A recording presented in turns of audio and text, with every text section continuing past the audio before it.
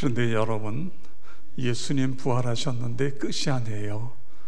나도 부활하게 됩니다. 우리도 부활하게 됩니다. 네, 우리 서로 옆에 있는 분들하고 우리도 부활할 것입니다. 서로 인사 나누시겠습니다. 네.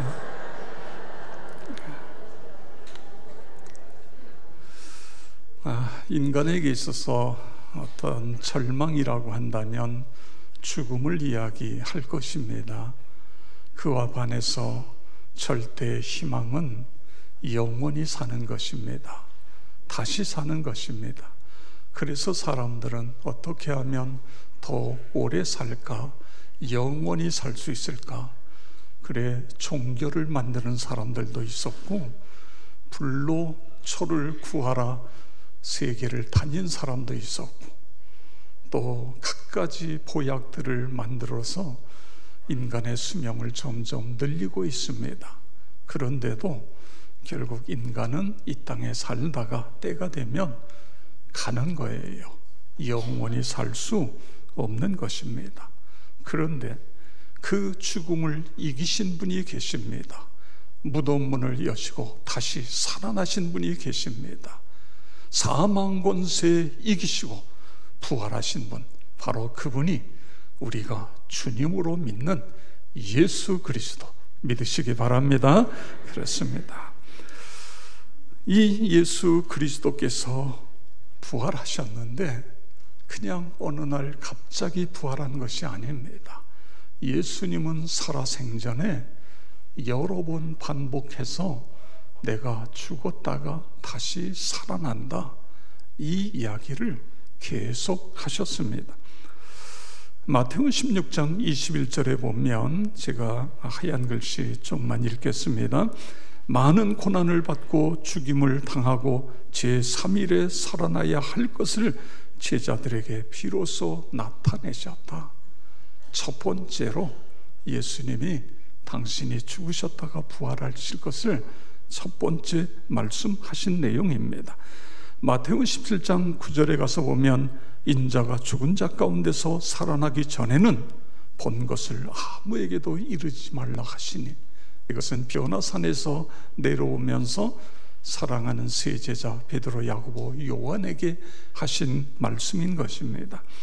마태복음 17장 22절에서 23절에 보면, 죽임을 당하고 제3일에 살아나야 나리라 하시니, 이것은 두 번째 예수님께서 제자들 전체 있는 가운데 두 번째 하신 말씀입니다. 마태복음 20장 19절에 보면, 십자가에 못 박게 할 것이나 제3일에 살아나리라. 예수님이 예루살렘을 향하여 올라가시면서 모든 제자들에게 세 번째 내가 죽었다가 다시 부활한다, 그렇게 하신 말씀인 것입니다. 그뿐만 아니라 예수님은 직접 나는 부활이요 생명이다, 그렇게 말씀하셨습니다. 요한복음 11장 25절 26절 우리 다 같이 읽겠습니다. 나는 부활이요 생명이니 나를 믿는 자는 죽어도 살겠고 무릇 살아서 나를 믿는 자는 영원히 죽지 아니하리니. 아멘. 마르다에게 내가 이것을 믿느냐? 여러분은 어떠세요? 이 사실을 믿습니까? 예수 그리스도가 생명이고 부활이다, 그것을 믿어야 된다, 그런 말씀을 하고 있는 것입니다. 그런데 여러분, 이렇게 살아계실 때에 내가 죽었다가 3일 만에 다시 살아난다고 말씀하신 그 예수님이 안식 후 첫날 새벽 미명에 무덤 문을 여시고 다시 살아나신 것입니다. 부활하신 것입니다. 그래서 우리의 구세주가 되신 것입니다. 초대교회의 신자들을 보세요. 예수님의 제자들을 보세요.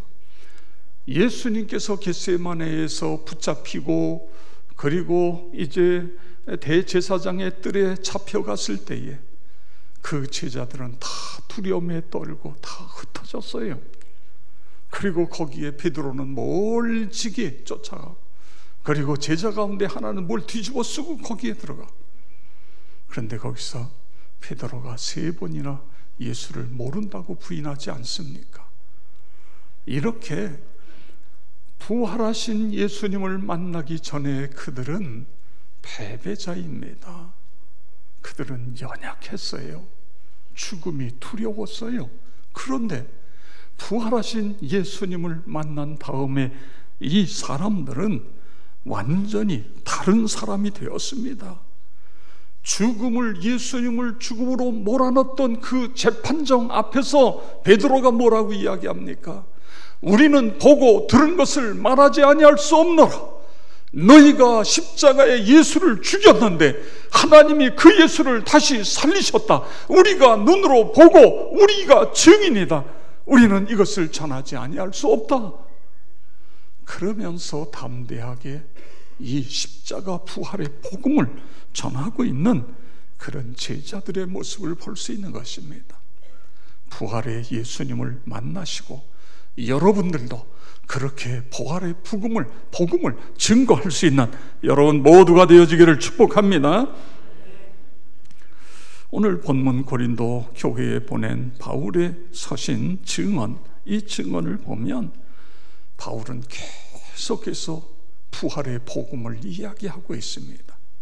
오늘 12절에서 15장 12절에서 22절까지 읽었는데 계속해서 만일 예수 그리스도께서 다시 살아나지 아니했다면 너희의 믿음이 헛되고 우리가 거짓 증인으로 발견될 수밖에 없고, 여러분이 집에 가셔서 이 15장을 처음부터 끝까지 읽어보세요. 계속해서 예수 그리스도의 다시 살아나셨 부활에 대해서 계속해서 말씀하고 있는 것을 볼 수 있습니다. 왜 그래요? 이 부활이 기독교 신앙의 가장 핵심이기 때문에 그런 것입니다. 그래서 15장 여기 58절에 보면 이 고린도 교회 신자들이 부활 신앙 위에 굳게 서서 견고하고 흔들리지 말고 그러므로 말미암아 항상 주의 일에 더욱 힘쓰는 자가 되라, 이렇게 말씀하고 있는 것입니다. 15장 14절에 보면 그리스도께서 만일 다시 살지 못하셨으면 우리가 전파하는 것도 헛것이요 또 너희 믿음도 헛것이며, 그렇게 말씀하고 있습니다. 사랑하는 성도 여러분, 부활의 믿음, 부활의 소망, 부활의 기쁨을 가지고 우리가 이 부활을 증거하는 여러분과 내가 되어지길 주의 이름으로 축원합니다. 부활하신 예수님은 부활하고 끝난 것이 아니라 지금도 살아계시며 역사하시는 것을 믿으시기 바랍니다. 부활하신 예수님이 제자들에게 마지막 주신 명령이 뭐예요? 마태복음 28장 19절 20절에 보면 그러므로 너희는 가서 모든 민족으로 제자를 삼아 아버지와 아들과 성령의 이름으로 세례를 베풀고 내가 너희에게 분부한 모든 것을 가르쳐 지키게 할지 볼지어다. 내가 세상 끝날까지 너희와 항상 함께 있으리라 하시니. 아멘. 어떻게 한다고요? 부활하신 예수님이 세상 끝날까지 우리와 함께 하신다. 우리와 함께 하시면서 우리에게 지혜를 주시고 우리에게 건강을 주시고 우리에게 능력을 주시고 우리가 이 세상을 살아가는 힘을 우리에게 주신다, 그런 말씀인 것입니다. 여러분, 부활하신 예수님이 부활 승천하시고 그 모든 것이 끝났다, 이게 아니에요.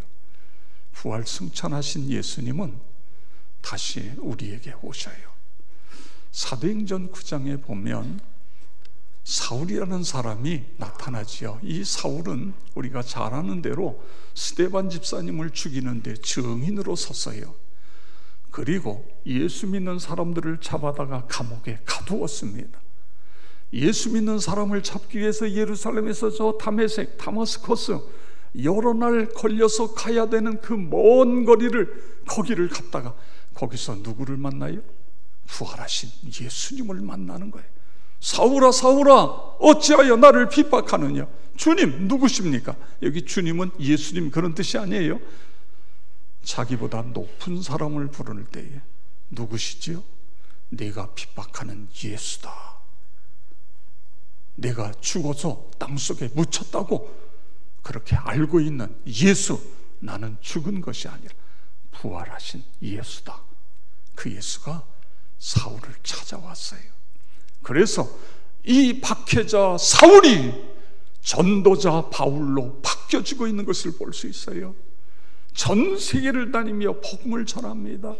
사도행전 18장에 가보면 고린도에 가서 복음을 전하면서 이루 말할 수 없는 박해와 핍박을 받아요. 그런데 그때에 부활하신 주님이 나타나셔서 환상 중에 9절 10절에 보면 밤에 주께서 환상 가운데 바울에게 말씀하시되 두려워하지 말며 잠잠하지 말고 말하라. 내가 너와 함께 있음에 아무 사람도 너를 대적하여 해롭게 할 자가 없을 것이니 이는 이 성중에 내 백성이 많음이라 하시더라. 아멘. 부활하신 예수님이 고난당하는 바울에게 찾아오셔서 하신 말씀이에요. 그 다음에 23장에 가보면 바울이 3차 전도 여행을 마치고 예루살렘을 향하여 올라가는데 사람들이 이 은혜 받은 사람들이 성령에 감동된 사람들이 계속해서 바울을 향하여 예루살렘에 올라가지 말라는 거예요.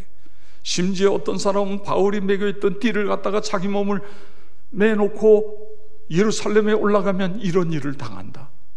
그런데도 바울은 예루살렘에 올라가요. 그리고 복음을 전하다가 많은 어려움을 당해요. 그때에 23장에 보면 우리 부활하신 주님이 나타나세요. 23장 11절 다 같이 읽겠습니다. 그날 밤에 주께서 바울 곁에 서서 이르시되 담대하라. 내가 예루살렘에서 나의 일을 증언한 것 같이 로마에서도 증언하여야 하리라 하시니라. 아멘. 그렇습니다. 스데반 집사님이 복음을 전하다가 돌에 맞아 죽게 생겼어요. 순교를 당하게 됩니다. 근데 그때에 부활하신 예수님이 나타나시지요.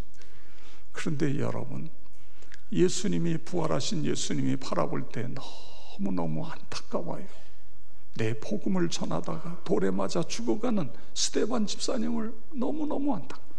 그러면서도 끝까지 이 복음을 위해 자기 목숨을 내놓는 스데반이 자랑스럽기도.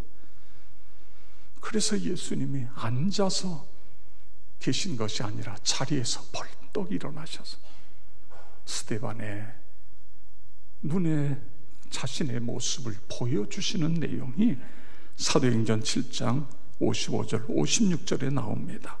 스데반이 성령이 충만하여 하늘을 우러러 주목하여 하나님의 영광과 및 예수께서 하나님 우편에 서신 것을 보고 말하되 보라 하늘이 열리고 인자가 하나님 우편에 앉아 계신 것을 보노라 한데 아멘. 성도 여러분, 스데반 집사님에게 나타나신 주님이, 부활하신 주님이 여러분과 나의 주님이신 것을 믿으시기 바랍니다. 우리가 힘들어하고 넘어질 때에 우리를 일으켜 주시는 분이 바로 그분이신 것입니다. 우리가 힘들어서, 우리가 좌절할 때에 거기에서 우리의 손을 붙들어 주시는 분이 바로 그 주님이신 것을 여러분 믿으시기를 바랍니다. 부활하신 예수님은 지금도 살아 역사하시는 것입니다. 그래서 그 부활의 주님을 믿으면 우리를 구원으로 이끄시는 거예요.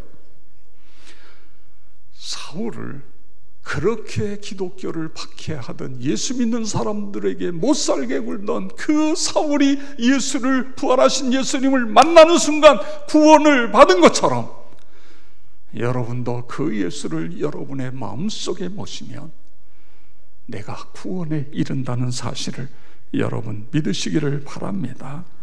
로마서 10장 9절 말씀 보면 내가 만일 내 입으로 예수를 주로 시인하며 또 하나님께서 그를, 예수님을 죽은 자 가운데서 살리신 것을 내 마음에 믿으면 구원을 받으리라, 그렇게 말씀하고 있습니다. 부활하신 예수님을 믿으면 우리가 구원을 받는 것입니다. 아까 영상에 우리 여집사님 한 분이 도마의 이야기를 했어요. 예수님 부활하셔서 제자들이 모여 있는 곳에 나타나셨습니다.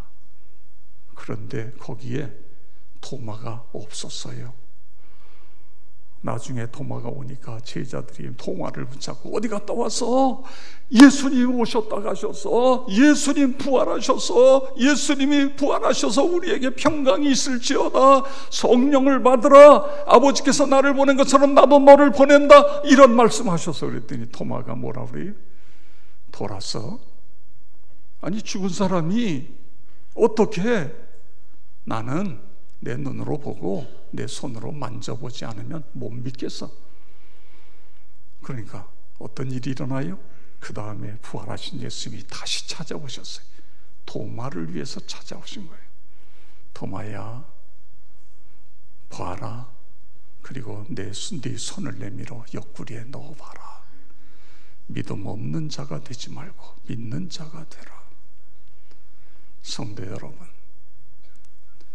이처럼 부활하신 예수님은 지금도 우리를 찾아오시는 것입니다. 부활하신 예수님은 우리에게 오셔서 우리를 진리 가운데로 인도하시는 거예요. 그 예수님이 내 마음속에 오시면 우리가 지혜로워져요. 우리가 건강해져요. 우리가 행복해져요. 우리가 이 험한 세상을 이길 수 있는 능력과 힘을 그분이 주시는 것입니다. 여러분 믿으시기 바랍니다. 그래서 부활하신 예수님은 절망 중에 있는 사람들에게 절대 희망을 주시는 분이신 것을 여러분 믿으시기 바랍니다. 오늘 고린도전서 15장 17절에 보니까 그리스도께서 다시 살아나신 일이 없으면 너희의 믿음도 헛되고 너희가 여전히 죄 가운데 있을 것이요. 이 말씀은 예수 부활이 없으면 절망할 수밖에 없는 인생이다, 그런 이야기. 20절에 가서 보세요. 그러나 이제 그리스도께서 죽은 자 가운데서 다시 살아나사 잠자는 자들의 첫 열매가 되셨도다. 첫 열매가 되셨도다. 절대 희망을 이야기하고 있는 것입니다. 그렇습니다. 제자들을 보세요. 절망 중에 있던 제자들이 부활하신 예수님을 만나니까 절대 희망을 노래하고 있잖아요. 여러분 왜 그렇죠?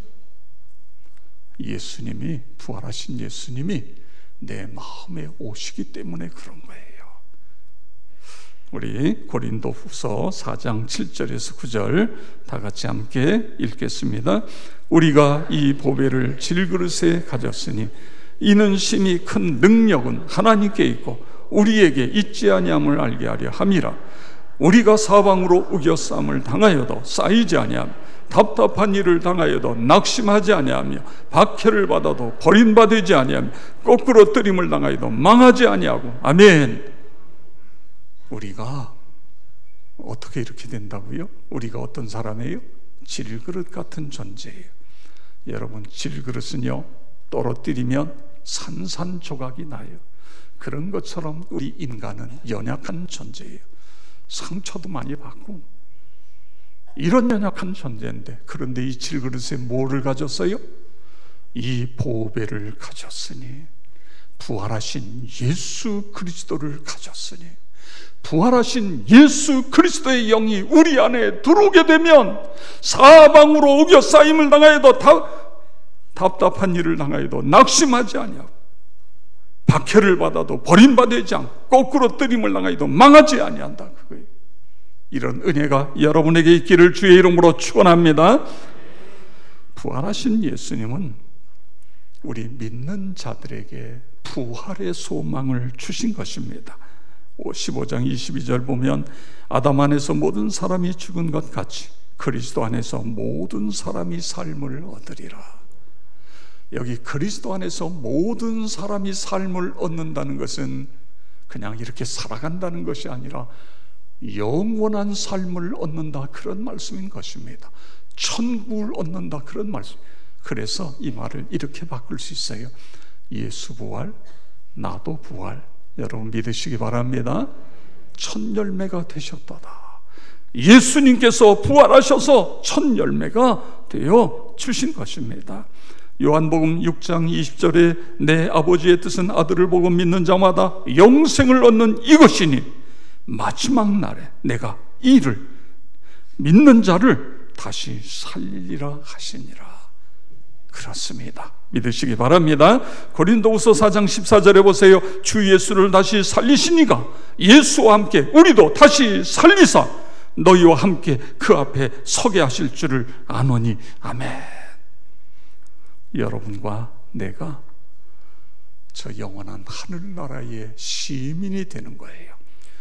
이 땅에서 부활하신 예수 그리스도를 믿으면 구원을 얻어요. 그뿐만 아니라 절대 희망의 사람이 되는 거예요. 그리고 우리가 죽은 이후에 저 영원한 하늘나라에 가게 되어지는 것입니다. 예수님 부활이 나의 부활이다. 예수님 부활이 우리의 부활이다. 그래서 우리가 이런 찬양을 부르는 것입니다. 예수 부활했으니 할렐루야 만민 찬송하여라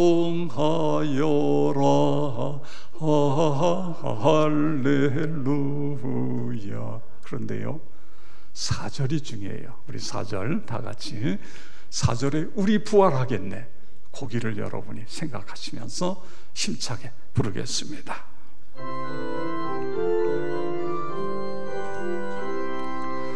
길과 진리 되신 주 할렐루야 우리 부활하겠네 할렐루야 부활 생명 되시니 할렐루야 우리 부활하겠네